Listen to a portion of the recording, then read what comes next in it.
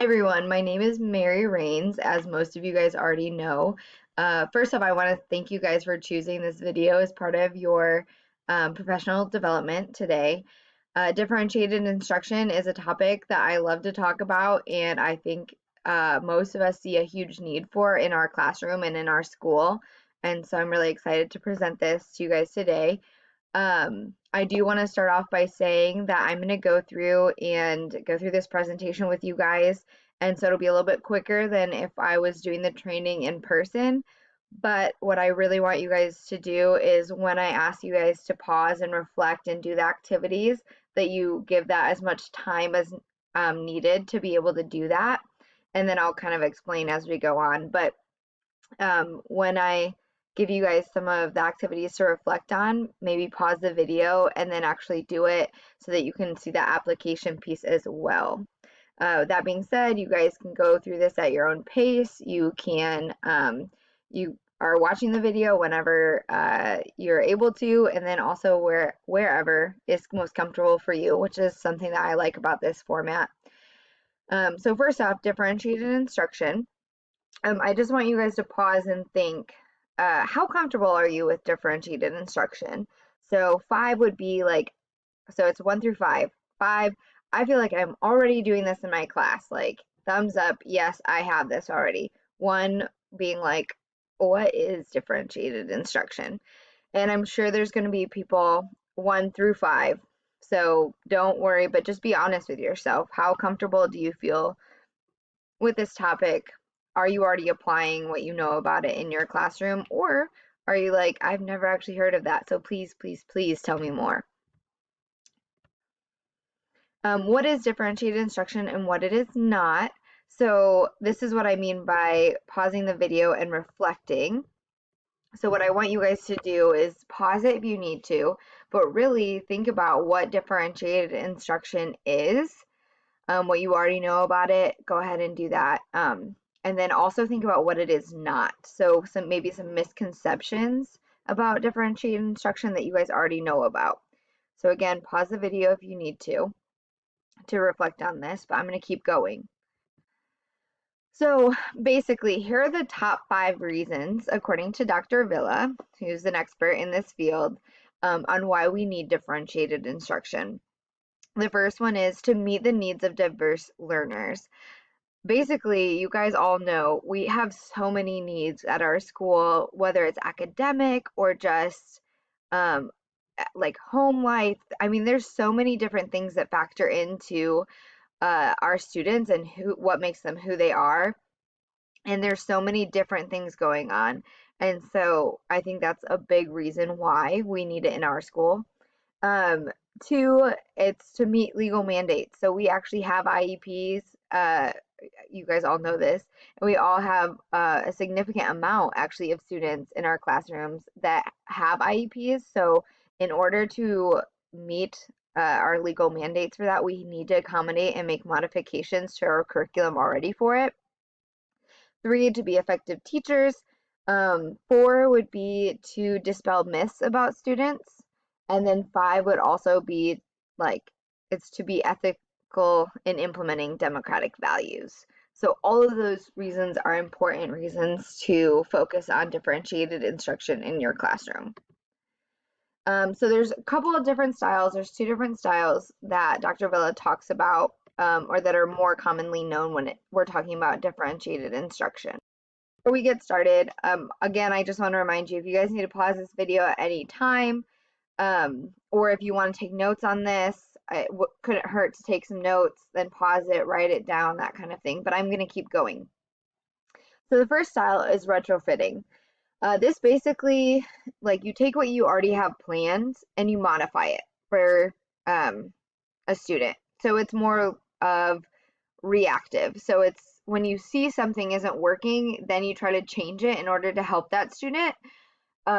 I even put down there, been there, done that, because I feel like this is what I do all the time. I mean, as teachers, I feel like that's what we do because we want students to be successful. So when we see that it doesn't work, then we try to retrofit it to them.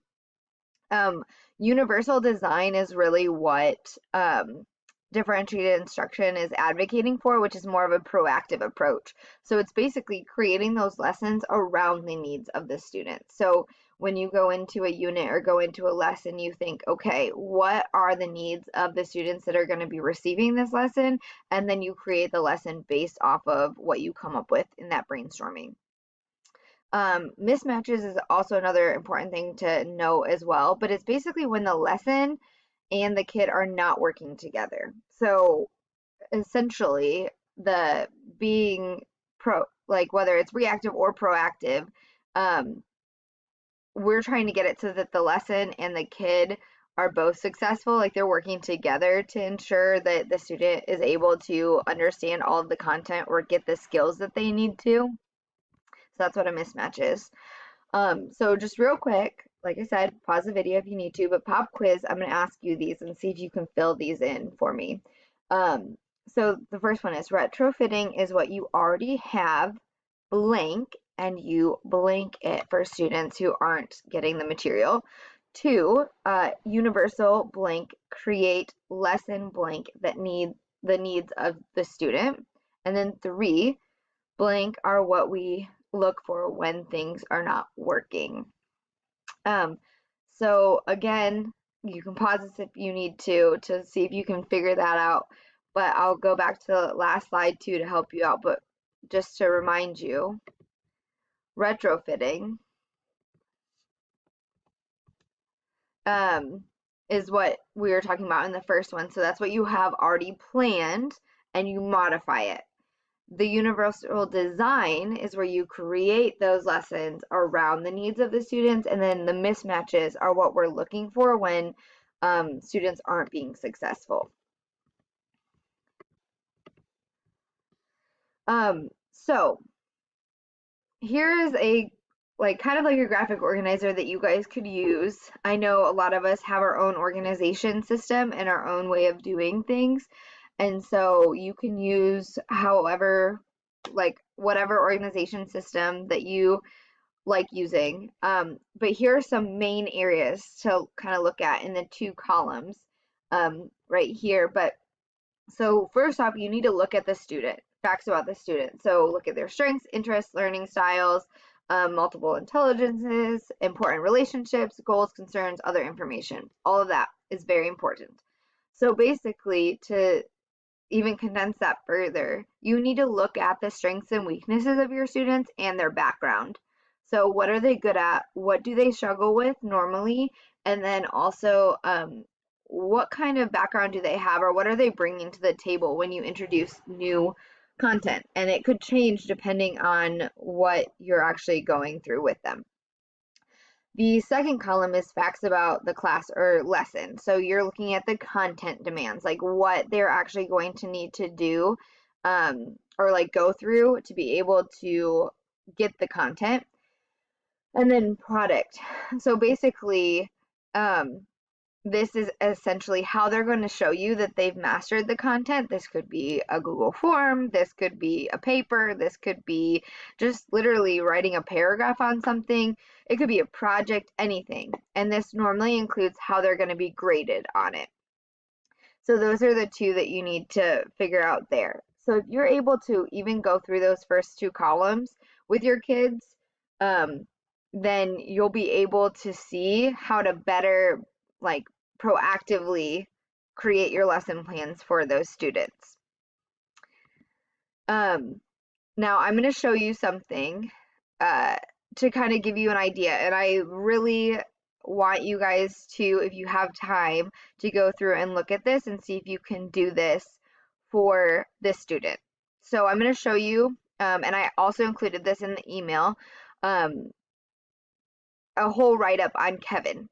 So you're looking for those strengths versus demands. So we're looking for who this student is and how we know that they learn the facts about them.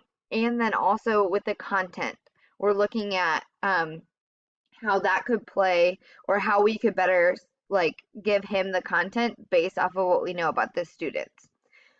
So what I want you guys to do is right now, I'm going to give you, like, I want you to pause the video, but I want you to look at this. I'm going to show you the write-up on Kevin. And I want you, and I'll leave this, you can pause it on the screen where it has this, but you need to find the mismatches. Is there anything about the strengths that we know about him or what he is good at, and then, or also what he struggles at, and then also what that content demand is for him? Is there anything that mismatches so we can already see before we even implement the lesson where he might struggle? So I'm going to leave this up here. I'll let you guys read through this. You can pause the video. But again, you guys are looking for the strengths versus demands. So where are those mismatches in this? And again, you can pause the video. So now that you guys have done that, hopefully you were able to come up with some like mismatched pairs. So the next step would honestly be figuring out how you could fix that for him. But basically, here's some possible mismatches that I hope you guys came up with. So he doesn't do homework, so that's not going to work if he has to do a lot of stuff outside of school. He walks out when frustrated. Oral reading from a text is too hard, so that also is a big mismatch. Independent research paper he has to do, which is something that we already know with his strengths he will struggle with. He also has failing grades on tests and quizzes, so we might want to look for something different for him. And then he refuses to do certain tasks. So those are some possible mismatches that you guys could have come up with. So then, as you're going through this process of looking at how to better be proactive with your students, brainstorming is a huge way to do this, which I'm sure all of you guys know that. And we brainstorm all the time as educators. I mean, when we look at a lesson, that's essentially how we start. So some things just to remember though while brainstorming that could be very helpful, especially in the area of differentiated instruction and looking at like what we're doing as teachers, which can be really hard, and then also like looking at students. Defer judgment. So basically, don't make any like evaluative comments. You don't want to come off as judgmental, especially if you have to brainstorm with other teachers or with that teacher that's doing this. You don't want them to feel judged because that's not going to work. That's going to shut somebody down. I mean, we know that about our kids, so it's the same thing for teachers. Be wild with the ideas. So any idea that you have, just throw it out there. So we're actually looking for quantity versus quality in this situation because you want to get as many ideas out there to see which ones you can actually use. Plus, there's actually been studies that have shown like the first like 7 ideas that you have might not be the greatest, but then at the end are where you actually generate the real, like as you're like flowing and throwing things out there, it helps you formulate even better ideas. So set a short time limit. Don't give yourself like a whole day to do this. Maybe give yourself like 20 minutes or even 10 minutes to just brainstorm. Assign a recorder. So if you're doing this with somebody else or as you're doing this, make sure you're writing down these ideas. Do not admire or elaborate upon ideas. So just throw it out because again, it's short, quick. We're just throwing ideas out here, quantity versus quality, and then have a butt watcher. So basically, if you're brainstorming with somebody else, make sure that somebody's in charge of people, of everybody brainstorming, so that somebody's like, but we can't do that because, and same with you, if you're doing it by yourself, then make sure you're not thinking about all the ways that it wouldn't work. Just simply put out the idea and move on. So possible solutions would be then the next step. And again, I actually would I just would advise you to do this with Kevin, but I know we went through and looked at the mismatches and hopefully you guys paused the video and did that. Here are some possible mismatches. And then if you're brainstorming, I actually I think that it would be beneficial for you guys to go through and brainstorm on this, but then also go through the possible solutions. So some final notes on this. The first thing would be modifications and accommodations are things that we naturally have to do with our students.